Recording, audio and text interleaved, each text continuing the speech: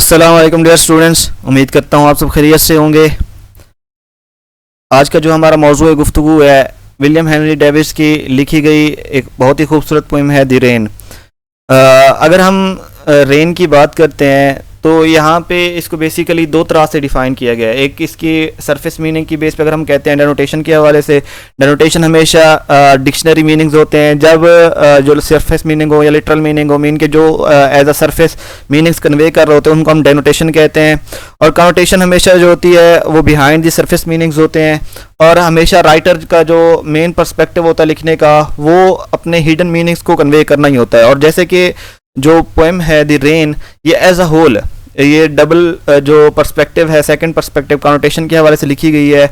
अब यहाँ पे जो द रेन है ये बेसिकली एक अलग ही पर्सपेक्टिव को शो कर रही है। यहाँ पे अगर हम देखते हैं ना कि रेन अपॉर्चुनिटीज़ हैं, अब इसको डिफरेंट तरह से यहाँ पे डिफाइन किया गया। सबसे पहले अगर हम देखते हैं को इसके जो राइटर है W.H. डेविस, उसकी जितनी भी थीम्स होती है वो हमेशा हार्डशिप्स ऑफ लाइफ के ऊपर ही लिखता है। तो हार्डशिप ऑफ लाइफ जो हमारा कोटेड टॉपिक है द रेन, वो भी हमारी जो हार्डशिप्स ऑफ लाइफ है उन्हीं की एक तरह की रिप्रेजेंटेशन कर रहा है। W.H. Davis poem the rain employs several figures of speech to enhance its meaning and imagery. The following figures of speech work together to create a rich, evocative portrayal of rain and its effects on nature, capturing both its immediate impact and its longer term significance in the poem The Rain. अब अगर हम बात करते हैं overall यहाँ पे poem की, तो यहाँ पे मुख्तलिफ तरह की फिगर ऑफ स्पीच का इस्तेमाल करके W.H. डेविस जो है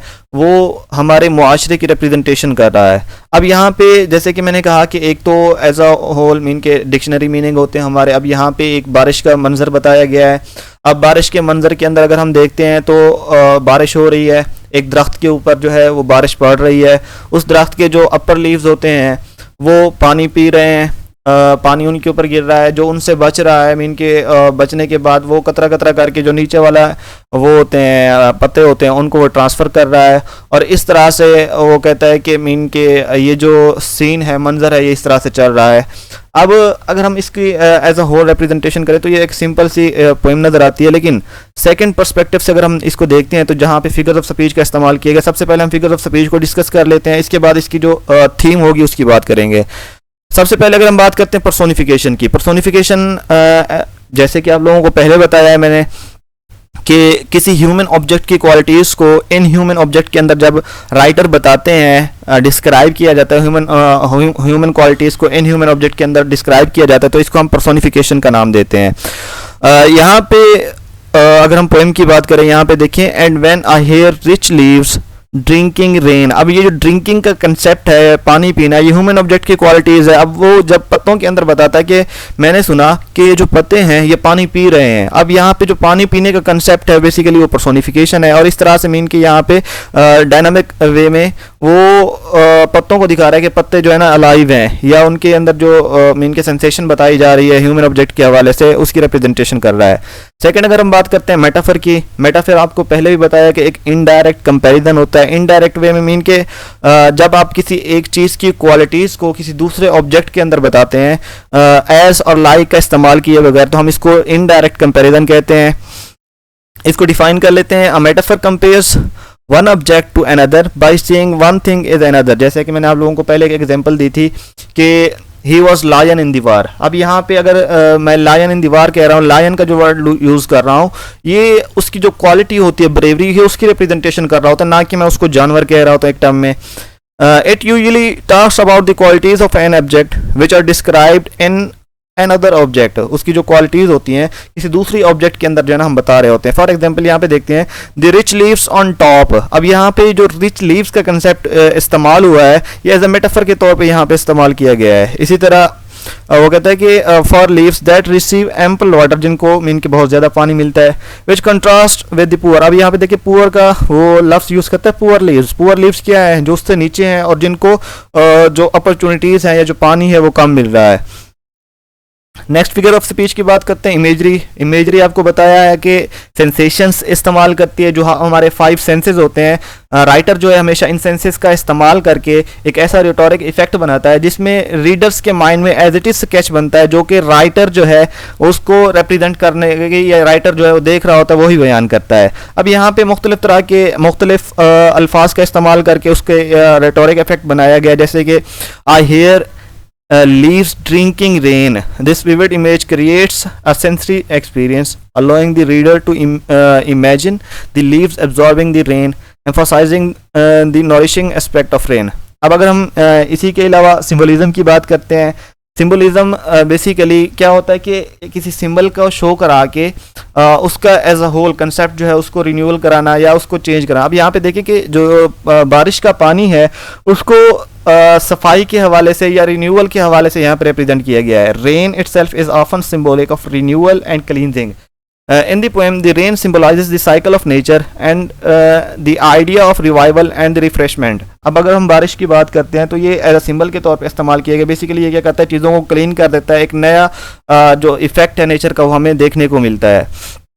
अब हम एग्जाम्पल में देखते हैं, the line the rich leaves on top and leaves so poor they drop and pine symbolizes social hierarchy or natural disparities, where the leaves on top are metaphorically rich and thriving while those below the poor and struggling. अब यहाँ पे अगर हम second concept से देखते हैं, ये जो यहाँ पे रिच लीव्स का कंसेप्ट इस्तेमाल किया गया है बेसिकली एलीट क्लास के लिए यूज़ किया गया है, जो वो कहते हैं कि जैसे कि हमने कहा कि यहाँ पे जो बारिश है बेसिकली वो अपॉर्चुनिटीज़ हैं। अपॉर्चुनिटीज़ क्या हैं, जो मुआशरे के अंदर सबसे पहले जो एलीट क्लास है वो उसको यूटिलाइज़ करती है, जो चीज़ें उससे बच जाती हैं। और यहाँ पे एक लफ्ज़ इस्तेमाल किया गया है poor leaves. Poor leaves basically poor class of the society, या आप कह सकते हैं कि मिडिल क्लास या lower class of the society होती है, कि इनके पास अपॉर्चुनिटीज़ यूजुअली तभी आती हैं जब अपर क्लास उनसे मुस्तफ़ीद हो चुकी होती है।